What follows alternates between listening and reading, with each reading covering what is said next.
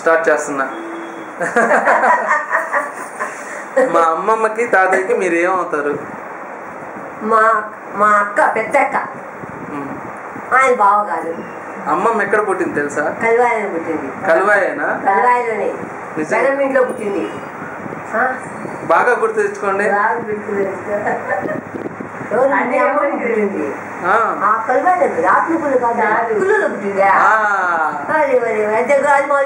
తెలీదా?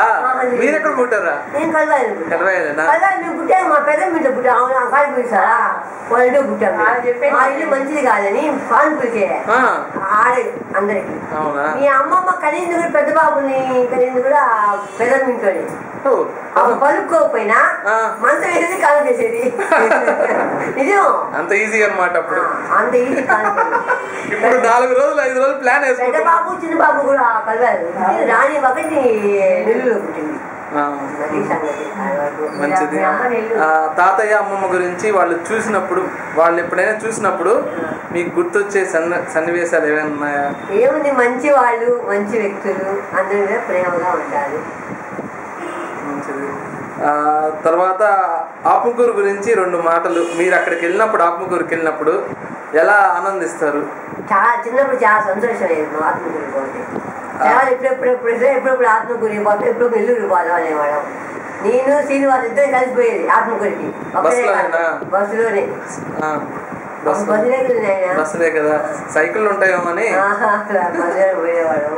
ఆ తర్వాత తాతయ్య వాళ్ళ జనరేషను, వీళ్ళ జనరేషను, మా జనరేషను డిఫరెన్స్ ఏమైనా కనిపిస్తుందా? ఎందుకు కనపడదు? అప్పుడు వాళ్ళకి ఇప్పుడు చాలా తేడా ఉంది. ఏంటి తేడా? హుషారు ఇప్పుడు వాళ్ళంతా. మీ దగ్గర నుంచి ఫస్ట్ టైం నేను విన్నాం. అందరూ అప్పుడు వాళ్ళే బాగున్నారు, అప్పుడు వాళ్ళే బాగున్నారు. ఇప్పుడు రోజులు అందాలు అక్క చెప్పు, ఎంత చిన్న వయసు, ఎంత హుషారు. హుషారు అంతా. అప్పుడు జనరేషన్ వేరే, ఇప్పుడు జనరేషన్ వేరే. అయ్యా అప్పుడు ఇప్పుడు ఇప్పుడే అంతే. దానికి సరిపోతుంది, ఇప్పుడు సరిపోతుంది. లాస్ట్ మీరు ఏమైనా శుభాకాంక్షలు చెప్పండి. మా అందరి పెళ్లి చేశారు వాళ్ళిద్దరు.